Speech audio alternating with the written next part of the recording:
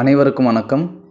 இன்றைக்கு BEO exam detail ஃபுல்லாக பார்க்க போகிறோம். A to Z. பிஇஓனா என்ன, அவங்களுடைய சேலரி எவ்வளோ வரும், பேசிக் சேலரி, அடுத்தது குவாலிஃபிகேஷன், எக்ஸாம் பேட்டர்ன், எந்தெந்த டிகிரிலாம் qualified, age limit, reservation quota ஃபுல்லாகவே நம்ம இந்த வீடியோவில் பார்க்க போகிறோம். ஸோ வீடியோக்குள்ளே போகிறதுக்கு முன்னாடி நீங்கள் நம்ம சேனலுக்கு நியூ வியூவராக இருந்தால் கண்டிப்பாக ஒரு சப்ஸ்கிரைப் பண்ணி பக்கத்தில் இருக்கக்கூடிய பெல் ஐக்கானை கிளிக் பண்ணிக்கோங்க.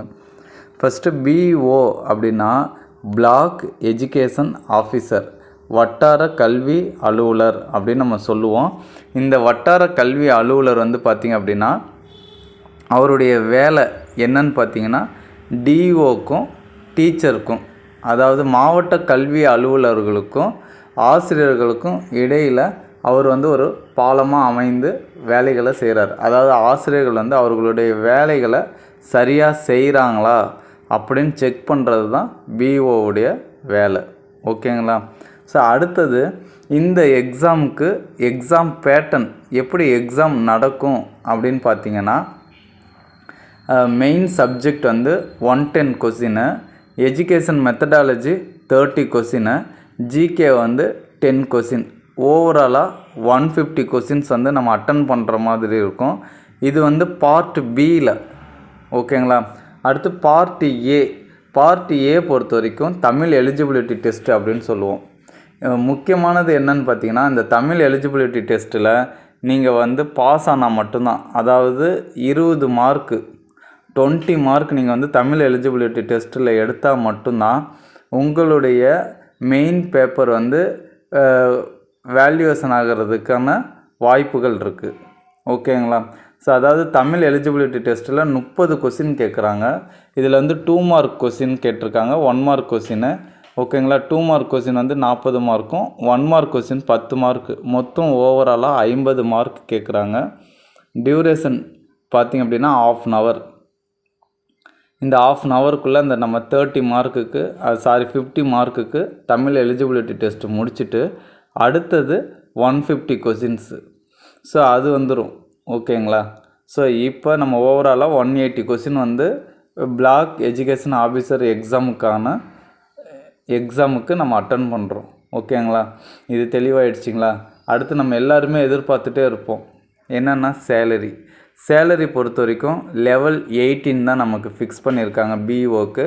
ஸோ இது ஸ்டார்டிங் பார்த்திங்க அப்படின்னா 36,900 ஆரம்பித்து 1,16,600 வரைக்கும் இந்த ஸ்கேல் இருக்குது.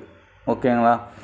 அடுத்தது எந்தெந்த மேஜர்லாம் இந்த எக்ஸாமை அட்டன் பண்ணலாம் அப்படின்றத கேட்டுக்கோங்க, ரொம்ப முக்கியமானது. எந்தெந்த மேஜர் நம்ம இந்த சப்ஜெக்ட்டுக்கு படிச்சிருக்கோம், நான் இந்த எக்ஸாம் எழுதலாமா அப்படின்னு பார்த்தீங்கன்னா, Tamil, English, maths, physics, chemistry, botany, zoology, biology, history, geography. திரும்பவும் சொல்கிறேன் பாருங்கள். Tamil, English, maths, physics, chemistry, botany, zoology, biology, history, geography. So இந்த சப்ஜெக்ட் படித்தவங்க மட்டும்தான் இந்த பிளாக் எஜுகேஷன் ஆஃபீஸருக்கான எக்ஸாமை அட்டன் பண்ண முடியும். ஓகேங்களா? அதர் டிகிரிலாம் அட்டன் பண்ண முடியாது. ஸோ அதற்காக தான் முன்னாடியே சொல்லியாச்சு.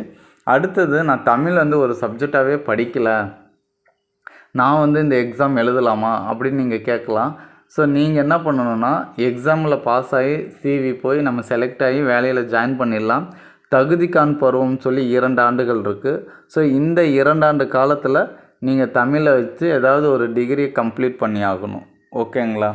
சரி, அடுத்தது கொஸ்டின் பேப்பர் எப்படி இருக்கும், தமிழ் மீடியத்தில் கேட்பாங்களா இங்கிலீஷ் மீடியத்தில் கேட்பாங்களா அப்படின்னு பார்த்தீங்கன்னா,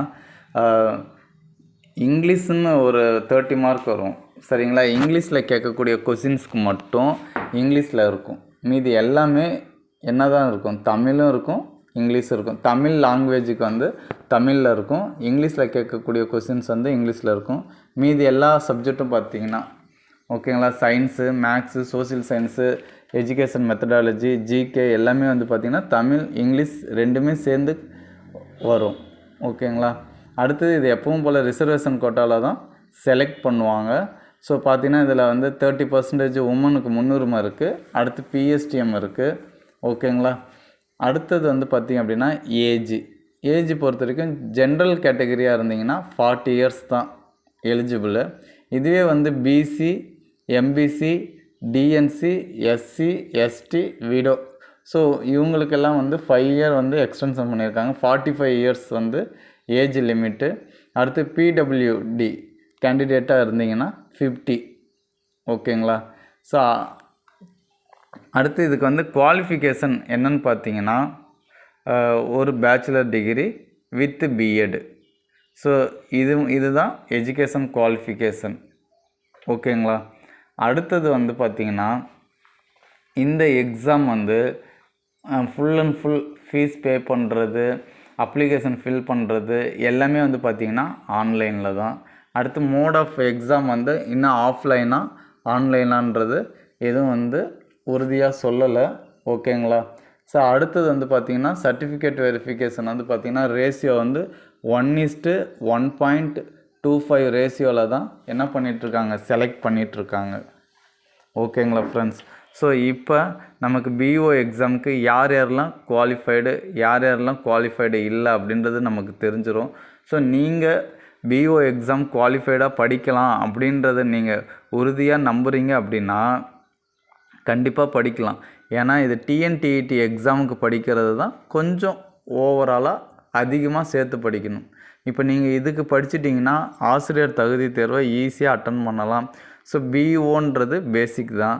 அடுத்து டிஓ இருக்காங்க, சிஓ இருக்காங்க. ஸோ நம்மளுடைய லெவலை நாம் நினச்சா அதிகமாக்கிக்கிட்டே போகலாம். ஓகேங்களா? நம்முடைய படிப்பு என்றைக்கும் வீணாக போகாது. நல்ல டைம் இருக்குது. ஸோ படிக்க ஆரம்பிக்கணுன்றவங்க இப்போ இருந்தே படிங்க. All the best. Thanks for வாட்சிங். Now thank you to all.